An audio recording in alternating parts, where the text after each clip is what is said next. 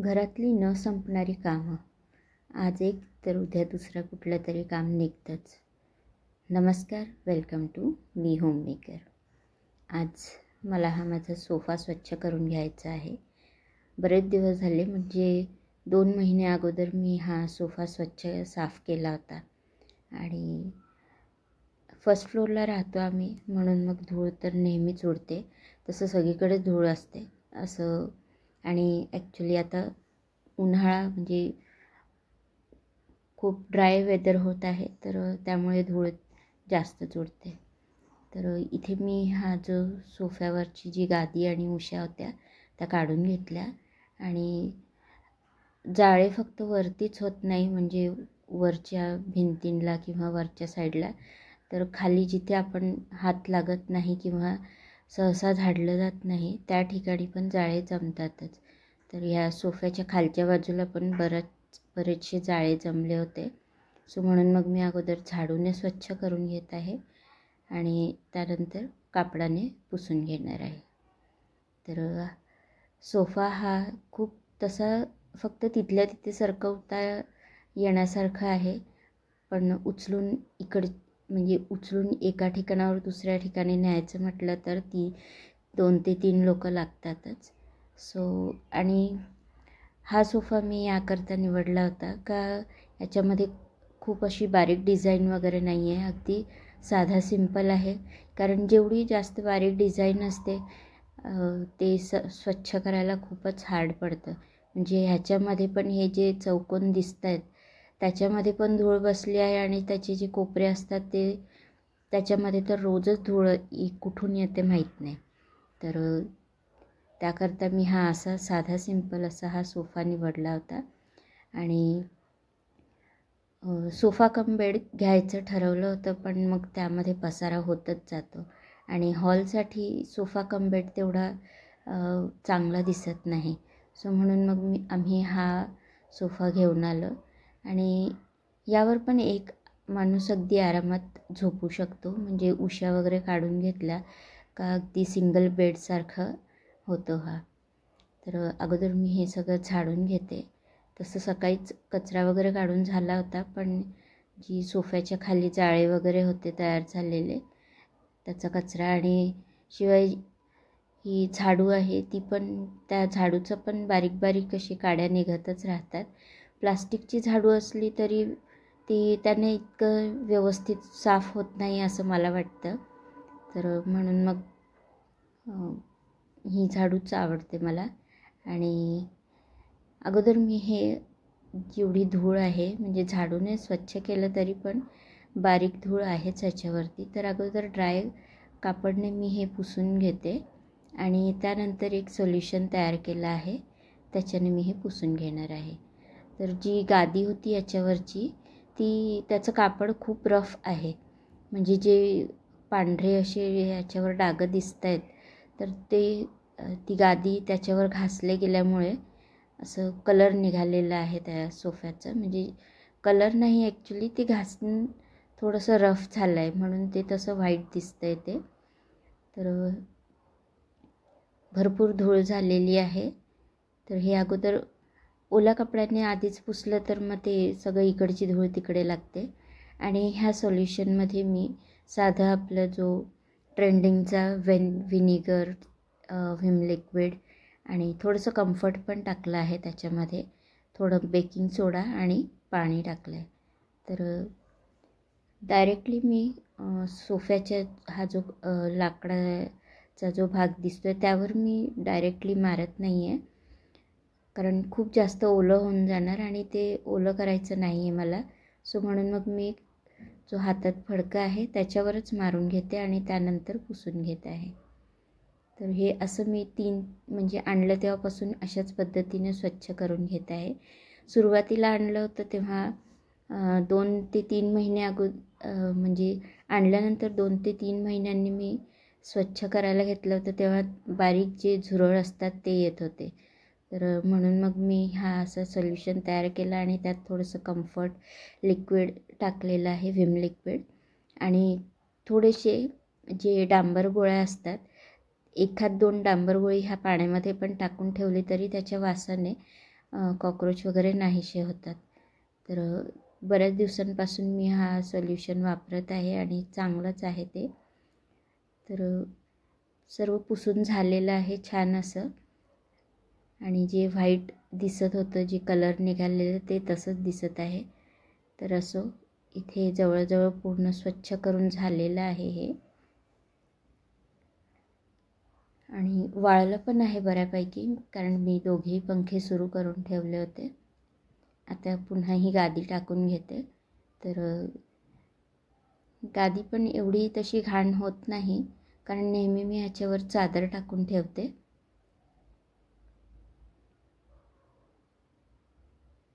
तर अगदी फिटिंगचे आहे, अजिबात हलत नाही आणि दिसायला पण छान. ॲक्च्युली आम्हाला तर हे बघितल्याबरोबरच आवडलं होतं, आणि आम्ही फक्त सोफा घेतला, याच्यासोबतच्या चेअर वगैरे घेतल्या नाही, कारण त्याने पण खूप जागा अडते, आणि आपल्याकडे येणारे पाहुणे असे पण बरेच वेळा ज्यांना खाली बसता येत नाही तेच सोफ्यावर बसतात, बाकी तर सगळे खालीच बसतात. तर म्हणून आम्ही फक्त सोफा घेतला. तशा खुर्च्या पण आहे बसायला, सो म्हणून मग त्या दुसऱ्या खुर्च्यांची गरज नव्हती जी सोफ्यासोबत असते, कारण त्या साईजमध्ये मोठ्या असतात आणि जागा पण अडते, म्हणजे एकच माणूस एका वेळेला बसू शकतो. म्हणून मग फक्त हा सोफाच प्रिफर केला आम्ही घ्यायचा. तर ही बेडशीट, ही डबल बेडची जी चादर असते तशी चादर आहे ही, आणि अशा प्रकारचे मी 3 ते 4 चादरी विकत घेतल्या आहे सोफ्यावर टाकण्यासाठीच. तर अशा पद्धतीने माझं हा आजचा एवढा काम उरकून झालेलं आहे.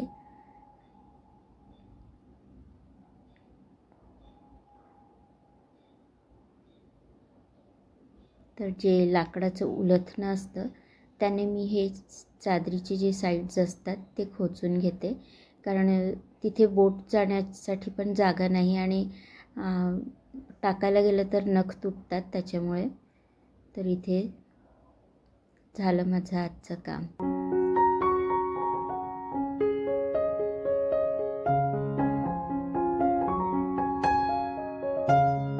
रोज तोच जेवण जेवून कंटाळा आला होता, म्हणून मग आज काहीतरी स्पेशल करायचा असा विचार होता. तर बीटरूटचे कोफ्ते करत आहे आज मी, म्हणजे कोफ्ता करीची भाजी.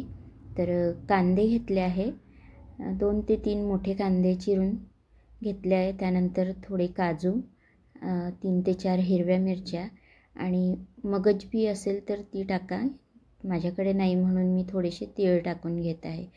तर कढईमध्ये तेल वगैरे काही घातलेलं नव्हतं, डायरेक्टली आपण कांदा वगैरे घातला आहे.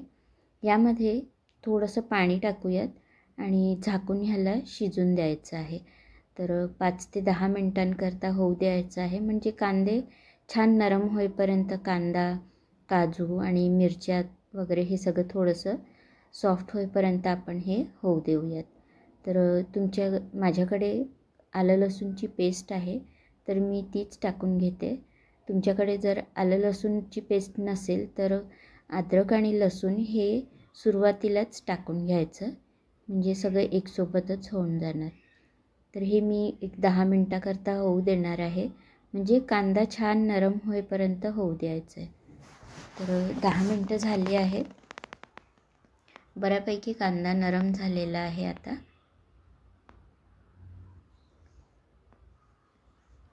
इथे आपण जे कोफ्त्याच्या आतमध्ये सारण भरतात ते तयार करूयात. तर पनीर किसून घेत आहे, 100 ग्राम पनीर घेतलेलं आहे मी इथे.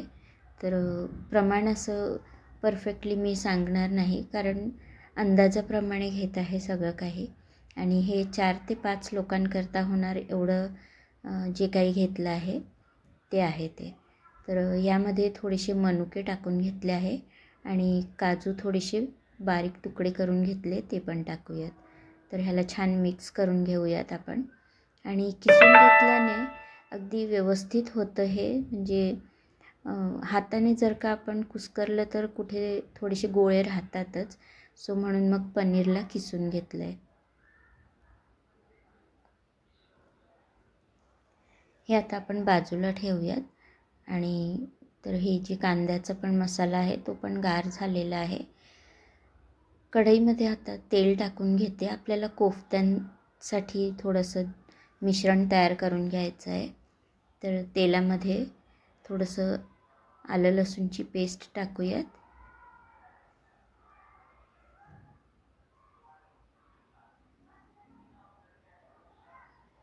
थोडंसं लालसर झालं का यामध्ये बीट किसून घेतलेला टाकूयात.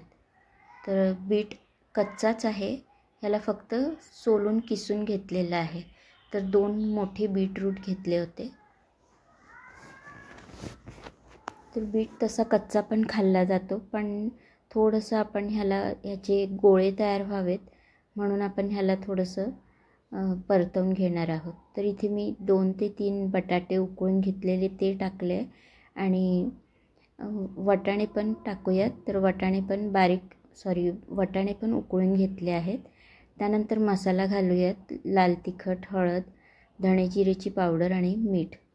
तर हे छान व्यवस्थित मिश्रण आपण तयार करून घ्यायचं आहे. तर 5 मिनिटांकरताच ह्याला होऊ देऊयात.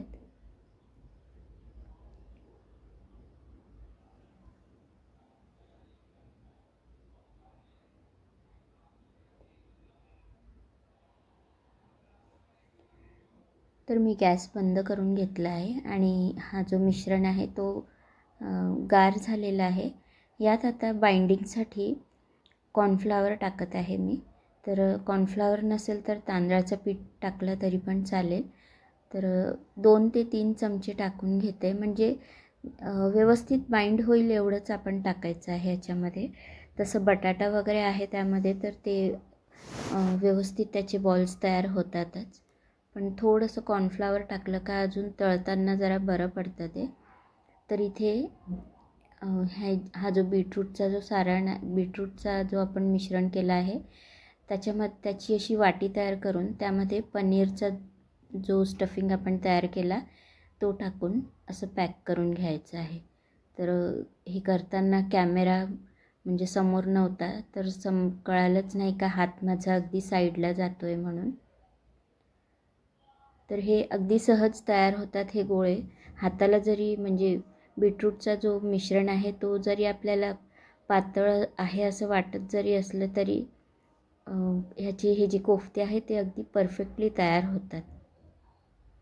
त्यानंतर कॉर्नफ्लॉवरमध्येच आपण हे असं थोडंसं लावून घेऊयात कॉर्नफ्लॉवर ह्याला. आणि मी हे बाकीचे पण तशाच पद्धतीने तयार करून घेते. तर मी गोलच बनवत आहे हे. तुम्हाला हवं असेल तर असे थोडेसे लांबट गोल असतात तसे तयार केले तरी पण चालेल. पण हे जास्त इझी पडते कारण बीटरूटचं जे मिश्रण आहे तो खूप असं नरम आहे.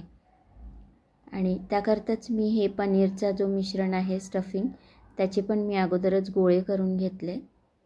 आणि जर होत नसेल तर थोडंसं अजून कॉर्नफ्लॉवर टाकायचा आणि हाताला थोडंसं तेल पण लावून घेतलं तरी अगदी परफेक्टली बनतात. तर इथे हे कोफ्ते माझे तयार झाले आहेत. आता यांना आपण तळून घेऊयात.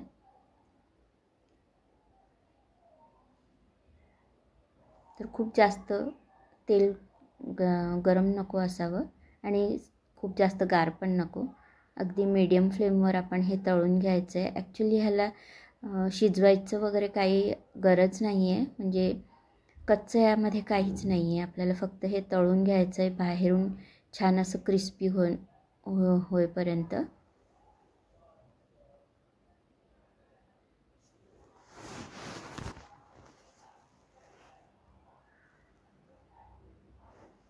तर 2 ते 3 मिनटं लागतात त्यांना तळून घेण्यासाठी.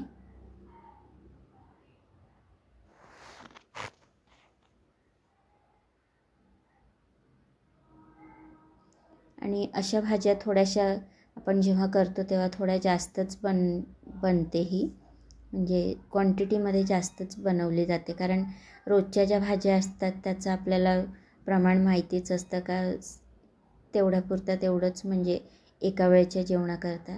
पण ह्या अशा भाज्या थोड्याशा जास्तच करतो आपण, म्हणजे खायला पण बऱ्या वाटतात आणि हे जे कोफ्ते वगैरे आहे ते असेच पण खायला छान वाटतात.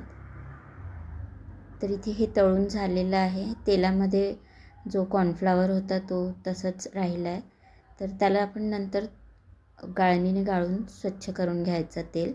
आता याच तेलामध्ये मी इथे फोडणी देते, म्हणजे आपण ग्रेव्ही तयार करूयात. तर जो खडा मसाला असतो तो टाकून घेतला आहे. त्यानंतर जी कांद्याची आपण मसाला केला होता त्याची पेस्ट टाकूयात.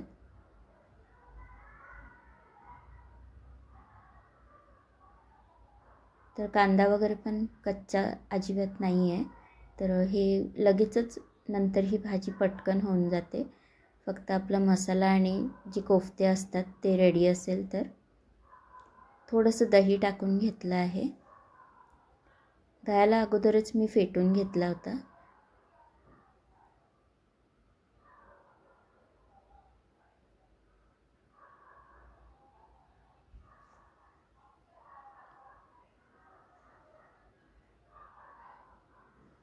तर तुम्हाला हवं असेल तर ही भाजी बटरमध्ये किंवा तुपात पण केली तरी खूप छान वाटते. आणि बऱ्यापैकी ग्रेव्ही छान शिजली आहे. तर मी शेवटी यामध्ये किचन किंग मसाला टाकला आहे आणि थोडीशी कसुरी मेथी. तर किचन किंग मसाला पण ऑप्शनल आहे, नाही घातला तरी चालेल. ॲक्च्युली मला माहीत नव्हतं का ह्याने कलर म्हणजे ग्रेव्हीचा कलर बदलून जाणार म्हणून. माहीत राहिलं असतं तर मी घातलंच नसतं. तर असो थोडीशी म्हणजे पिवळीसर झाली आहे ग्रेव्ही ती. मीठ टाकून घेत आहे चवीप्रमाणे.